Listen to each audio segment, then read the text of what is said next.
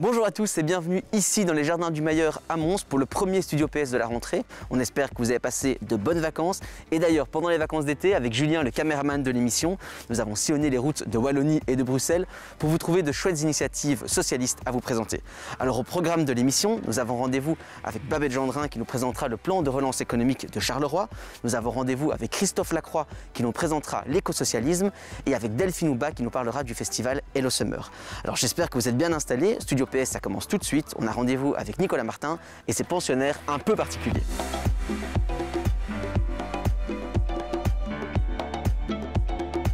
Bonjour Nicolas Martin, merci de nous accueillir ici dans les Jardins du Mailleur à Mons. Vous êtes d'ailleurs le bourgmestre de la ville et on se trouve ici dans un troupeau un peu particulier. Qu'est-ce qu'ils font là, ces éléphants? Alors ces éléphants, ils sont venus à Mons passer leur mois d'août avec pour objectif de pouvoir mettre des couleurs en ville, de pouvoir animer la ville, de pouvoir attirer les familles et surtout de pouvoir permettre d'offrir un spectacle sympa à toutes ces familles, à tous ces enfants qui n'ont pas beaucoup de possibilités pour le moment de prendre du plaisir et de s'amuser. Donc l'idée c'était de pouvoir animer la ville de manière positive et agréable, de manière ludique, de la voir différemment et de pouvoir éparpiller ces éléphants un peu dans tous les quartiers pour que les habitants puissent redécouvrir leur ville quelque part et puis aussi pour pouvoir donner une attraction supplémentaire aux visiteurs et aux touristes qui sont venus à Mons cet été. D'où viennent ces éléphants et pourquoi des éléphants?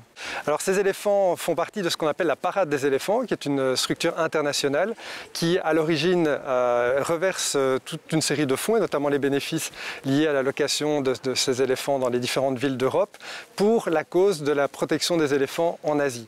Et donc il y a toute une histoire derrière ce projet qui est extrêmement positive, extrêmement inclusive et attachée à la défense de la cause des éléphants. Et puis par la même occasion, c'est l'occasion de faire vivre des villes, de leur instiller des couleurs et d'attirer les familles. Donc c'est un projet qu'on a trouvé au mois de juin qui est très sympa et qui a eu beaucoup de succès cet été à Mons. Alors je suppose que faire voyager un troupeau d'éléphants, c'est une implication logistique plutôt conséquente. Alors effectivement, donc nos services techniques ont été mis sur pied de guerre. On a dû ancrer les éléphants dans le sol, dans les différents quartiers. On a parfois eu quelques petits soucis d'ailleurs par rapport à leur entretien, mais donc au final, on les a rassemblés ici sur la Grand Place et dans le Jardin du Mailleur. Et on a aussi eu la visite d'un éléphant tout à fait particulier, qui est un éléphant montois, qui reprend sur lui-même toute une série de symboles de la ville et qui a été quelque part le clou du spectacle en fin de mois et qui a attiré pas mal de monde aussi. Justement, cette année, elle a été très particulière pour vous à Mons. Il n'y a pas eu de combat d'Ilumson. C'est un événement rarissime dans l'histoire de Mons. Est-ce que toutes ces activités mises en place cet été, c'était un peu pour soigner le cœur des Montois? Alors oui, effectivement, je crois qu'en cette période de crise sanitaire, on a tous besoin d'avoir un peu de baume au cœur, d'avoir des activités qui nous permettent de sortir à deux pas de chez nous, surtout pour ceux et celles qui n'ont pas eu l'occasion d'aller en vacances, et d'avoir de quoi se détendre, de quoi redécouvrir la ville d'une manière un peu différente. On l'a fait avec ces éléphants, on l'a fait avec les jardins éphémères sur la Grand Place, qui ont montré aussi tout le savoir-faire de nos équipes des espaces verts et des plantations. On l'a fait aussi avec l'art en ville, qui est un nouveau projet que l'on a porté et qui permet notamment de développer des fresques dans des quartiers qui parfois manquaient un petit peu de couleurs. Voilà, globalement, on a eu un été extrêmement positif ici sur Mons. 35 000 visiteurs qui ont visité nos musées en juillet et en août. Beaucoup de visiteurs flamands, hollandais et des visiteurs aussi wallons et bruxellois qui ont redécouvert leur propre pays et leur propre région. Et donc voilà, c'est globalement un bilan positif que l'on tire malgré des circonstances un peu particulières. Et on espère en tout cas avoir pu apporter un peu de baume au cœur à l'ensemble des familles et des habitants. En tant que bourgmestre socialiste, mettre ce genre d'initiative en place, c'est important pour vous? C'est important pour nous effectivement parce qu'au-delà du caractère ludique de toutes ces activités, ce qui est essentiel, c'est qu'on puisse offrir des moments de bonheur aux familles qui n'ont pas la possibilité de partir en vacances. Ça a déjà été notre philosophie l'été dernier, ça l'a été encore plus cette année-ci et bien entendu avec l'épidémie de coronavirus. Et puis c'est aussi l'occasion de mettre en avant des artistes, notamment à travers les fresques, des artistes qui ont beaucoup souffert de la crise sanitaire et que l'on a pu ainsi soutenir, ce qui était évidemment très important pour nous en tant qu'autorité locale et surtout en tant que mandataire socialiste. Eh bien voilà, nous on va aller se balader à la rencontre des éléphants. Merci beaucoup Nicolas Martin de nous avoir accueillis ici à Mons aujourd'hui. Merci, avec plaisir. Voilà, vous l'avez vu à travers cette initiative, Nicolas Martin soutient le secteur culturel. En début d'émission, je vous l'ai annoncé, nous allons rencontrer Babette Gendrin qui, elle, vise à soutenir l'économie locale de sa ville.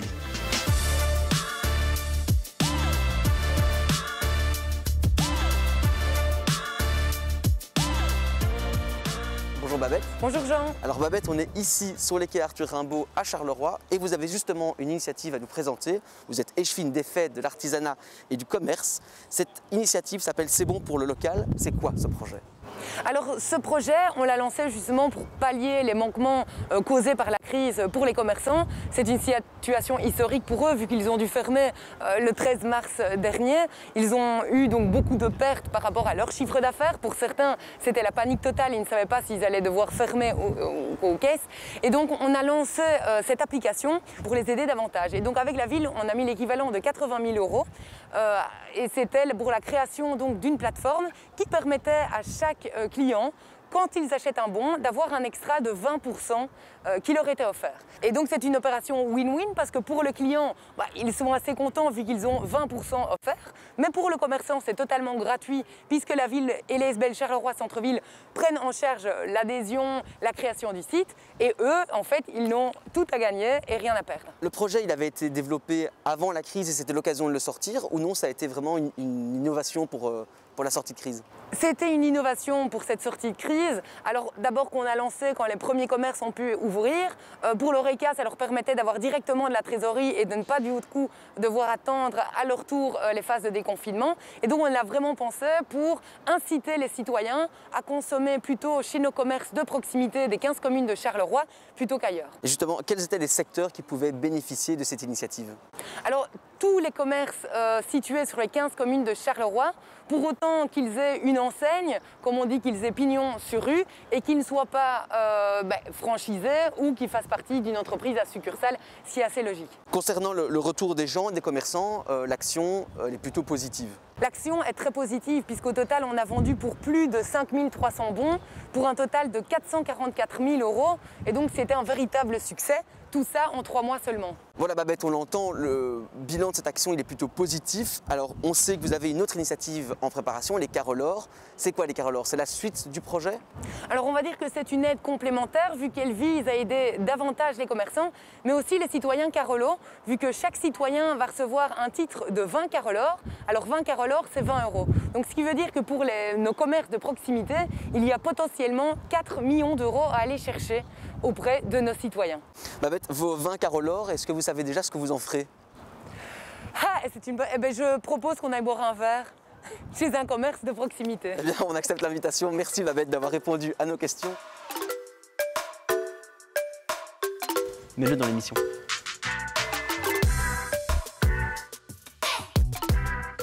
Est-ce que vous connaissez l'upcycling? Eh bien justement, je vous propose de vous rendre à Wans, en province de Liège, pour rencontrer Christophe Lacroix. Il va nous expliquer sa vision d'écosocialisme, pour lui, sa ville et les habitants de sa ville. Juste à les clés de la voiture.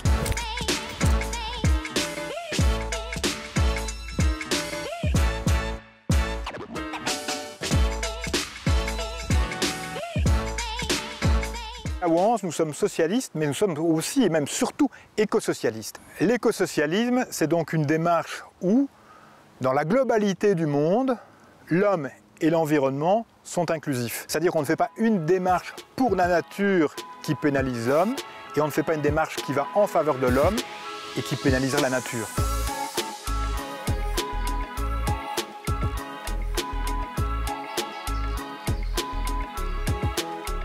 L'écosocialisme est au cœur de nos priorités communales. Nous avons des projets en termes d'énergie renouvelable, avoir des champs photovoltaïques communaux, avoir des bâtiments communaux où les personnes qui n'ont pas de superficie pour placer des panneaux photovoltaïques pourraient placer des panneaux photovoltaïques dans le cadre d'une démarche tiers investisseur. Nous avons aussi en matière d'enseignement des politiques 0 watt dans les écoles. En fait, dans toutes les compétences communales, nous agissons dans le cadre de l'écosocialisme.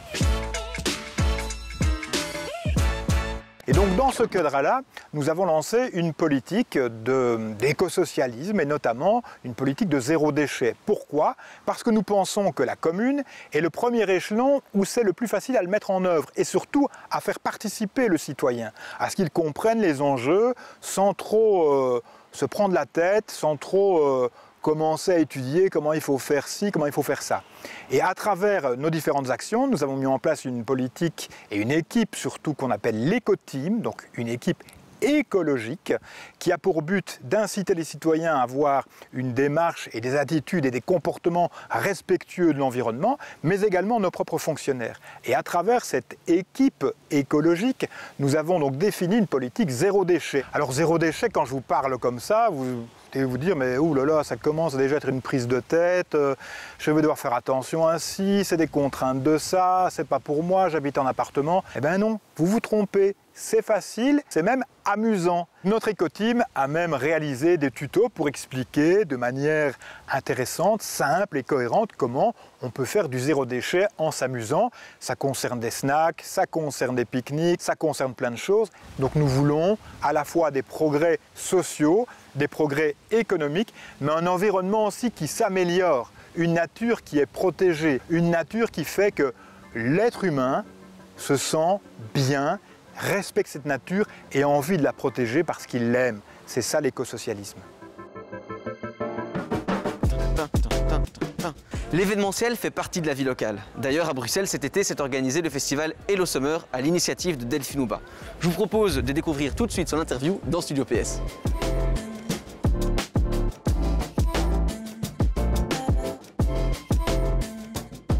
Voilà, Delphine Houba, bien installée. Bien installé. Alors voilà, justement, vu qu'on est assis, on va se permettre de retirer nos masques parce qu'on a respecté les distances de sécurité. Alors Delphine, tu es échevine de la culture, du tourisme et des grands événements ici à Bruxelles. Alors merci de nous accueillir un petit peu chez toi au Hello Summer Festival. Alors plus précisément, on se trouve sur la cité administrative qui a été entièrement redécorée pour l'occasion. Au moment où on tourne l'émission, il reste quelques jours avant la fin du festival. On avait envie de dresser avec toi un peu le bilan de cette action. Tu as eu un invité très particulier cette année, tu t'en serais bien passé. C'est sûr que ce fameux coronavirus là, ce Covid, on s'en serait bien passé parce que voilà, l'été est toujours beau à Bruxelles et on a vraiment fait en sorte d'offrir un bel été aux Bruxelloises, aux Bruxellois, mais bien sûr des activités ouvertes à nos amis en Wallonie, en Flandre, ailleurs dans le monde. Et donc oui, alors cet invité surprise nous a forcé évidemment à prendre pas mal de mesures pour permettre de vivre ce bel été dans un cadre évidemment qui soit sécurisant sur le plan sanitaire. Alors des festivals à Bruxelles, c'est pas le premier. Celui-ci, avec ses règles, ça a été vraiment une édition très particulière pour toi.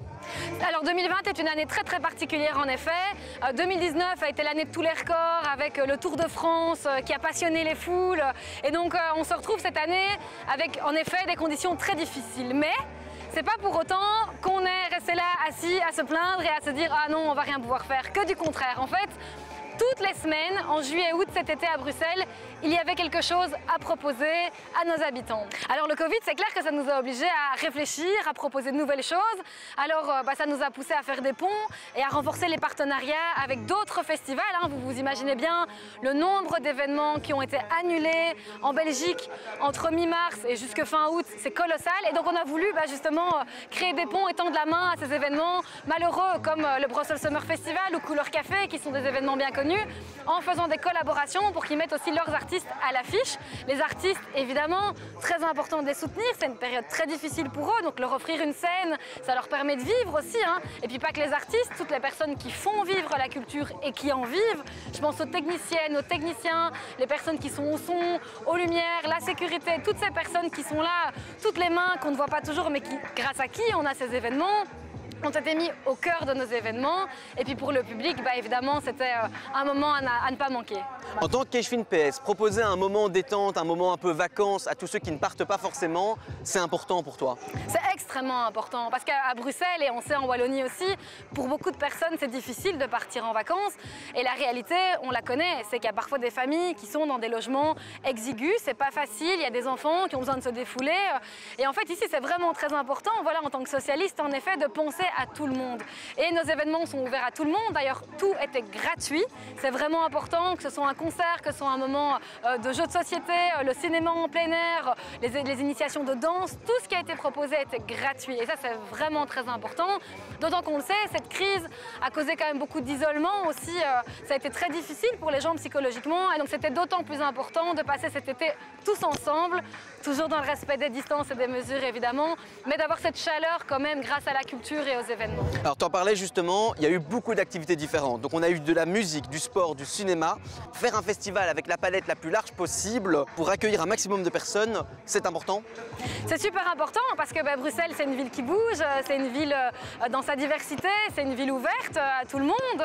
On sait que tout le monde ne peut pas toujours partir en vacances. Il y avait un grand besoin de culture et de divertissement au niveau de la population. Et donc voilà, ça a été le côté un peu plus difficile, mais on l'a fait. Si on regarde en 2 mois, on a fait plus de 200 événements.